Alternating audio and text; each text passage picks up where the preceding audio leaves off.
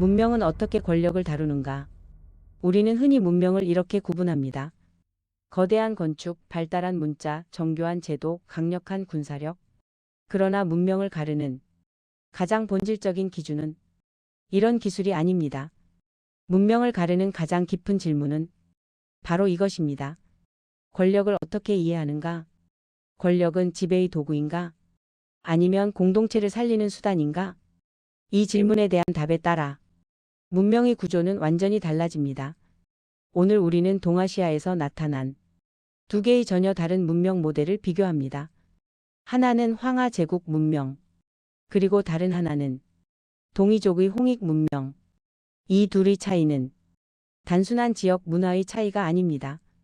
이것은 인류 문명의 방향을 가르는 두 개의 철학입니다.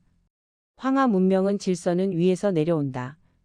먼저 황하 문명을 살펴보겠습니다. 중국 역사에서 국가 형성의 중심이 된 문명은 바로 황하 문명이었습니다. 이 문명의 기본 원리는 매우 단순합니다.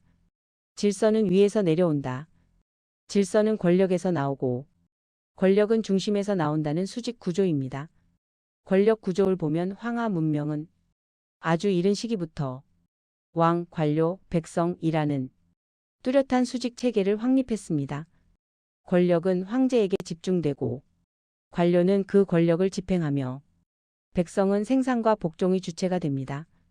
여기서 정치는 공동체 운영이 아니라 지배와 통제의 기술이 됩니다. 중국 고대 정치에서 가장 중요한 기술은 바로 이것이었습니다. 세금을 어떻게 거둘 것인가? 백성을 어떻게 동원할 것인가? 반란을 어떻게 막을 것인가? 즉, 국가 운영의 핵심은 권력을 유지하는 기술이었습니다. 또한 정치 철학 구조를 보면 이 구조는 유가 사상을 통해 도덕적으로 정당화됩니다. 유가는 말합니다. 덕 있는 군주가 다스리면 나라가 안정된다. 문제는 제도가 아니라 인물입니다. 누가 왕이 되는가? 누가 덕을 가지는가? 이것이 정치의 핵심입니다. 그래서 중국 정치 철학의 중심 질문은 언제나 이것이었습니다. 좋은 군주는 누구인가? 왕이 덕을 잃으면 하늘이 그 왕조를 버리고 새로운 왕조가 등장합니다. 이것이 바로 천명사상입니다. 하지만 여기에는 변하지 않는 전제가 있습니다. 왕은 항상 존재합니다. 문제는 왕의 존재가 아니라 왕의 품성입니다. 문명적 결과. 이 체제는 엄청난 통합력을 만들어냈습니다. 황하 문명은 중앙 집권 국가로 대규모 토목 사업, 강력한 군대, 표준화된 문자와 법을 만들어냈습니다. 만리장성, 대운하, 거대한 궁전, 대규모 군대. 이 모든 것은 강력한 중앙 권력이 있었기에 가능했습니다. 그러나 동시에 이 구조는 한 가지 특징을 남겼습니다. 백성은 정치의 주체가 아니라 객체였습니다. 황하 문명은 조용히 이렇게 말합니다. 백성은 보호받아야 할 존재이지 권력을 나눌 대상은 아니다. 그에 비해 동이족의 홍익 문명은 정치는 지배가 아니라 조화다. 이제 전혀 다른 문명을 살펴보겠습니다. 동이족의 고대 홍익 문명입니다. 이 문명의 핵심 사상은 단순하지만 깊습니다. 홍익 인간은 널리 인간을 이롭게 한다. 그리고 제세이와 세상 속에서 조화롭게 다스린다. 이 두 문장은 권력의 의미 자체를 완전히 다르게 정의합니다. 홍익 문명에서 권력은 지배의 수단이 아니라 공공의 기능입니다. 통치자는 군림하는 존재가 아니라 공동체 질서를 조율하는 역할자입니다. 따라서 질문 자체가 달라집니다. 황하 문명은 묻습니다. 누가 왕인가? 홍익 문명은 묻습니다. 이 체제가 모두를 살리는가? 이것이 두 문명의 근본적인 차이입니다. 홍익 사상에서 정치는 개인의 덕만으로 설명되지 않습니다. 한 사람이 착하다고 해서 좋은 나라가 되는 것은 아닙니다. 더 중요한 것은 제도와 질서 자체입니다. 그 질서가 공동체 전체에게 이로운가? 모든 사람이 함께 살아갈 수 있는 구조인가? 이것이 정치의 기준입니다. 그래서 홍익 문명에서 정치의 목적은 권력 유지가 아니라 공동 생존의 관리입니다. 문명 구조에서 홍익 문명은 거대한 제국형 국가보다는 공동체 중심 질서에 가까웠습니다. 상호부조, 제천일해, 공동규범, 이 세 가지가 국가 질서를 유지하는 중심 장치였습니다.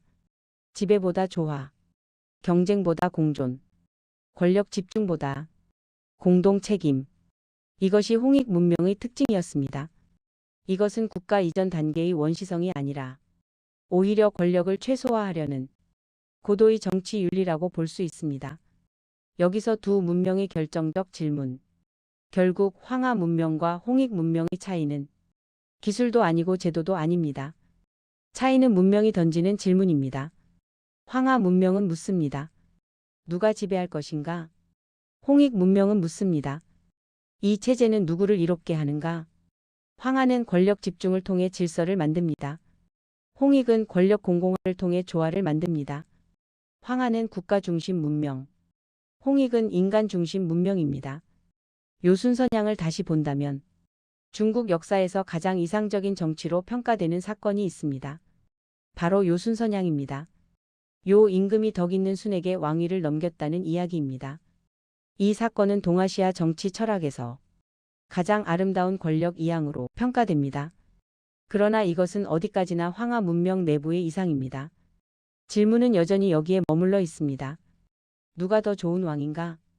그러나 홍익의 관점에서 보면 질문이 달라집니다. 왕이 누구냐 보다 더 중요한 것은 왕이라는 구조 자체가 모두를 이롭게 하는가입니다. 요순선양은 왕의 교체였지만 권력 구조의 변화는 아니었습니다. 그래서 홍익의 기준에서는 아직 완성된 이상 정치라고 말하기 어렵습니다. 오늘날에도 우리는 여전히 같은 질문을 합니다. 다음 지도자는 누구인가? 그러나 더 근본적인 질문은 이것입니다. 우리는 어떤 문명 속에서 살고 있는가? 권력은 누구를 위해 존재하는가? 국가를 위해 존재하는가? 아니면 인간을 위해 존재하는가? 동양 문명의 두 길 중 황하 제국 문명은 국가, 관료, 중앙집권이라는 구조로 오늘날까지 이어졌습니다. 반면 홍익 문명은 역사 속에서 점점 희미해졌지만 그러나 그 사상은 사라진 것이 아닙니다. 홍익은 아직 인류가 완전히 실현하지 못한 또 다른 문명 가능성입니다. 끝으로 왕을 바꾸는 이야기가 아닙니다. 이것은 문명을 다시 선택하는 이야기입니다. 우리는 권력의 문명 속에서 살 것인가? 아니면 공존의 문명을 만들 것인가? 다음 편에서는 왜 홍익 문명은 역사에서 지워졌는가? 라는 질문을 다루겠습니다. 그 이야기는 단순한 역사 문제가 아니라 오늘 우리가 어떤 문명을 선택할 것인가와 직접 연결됩니다.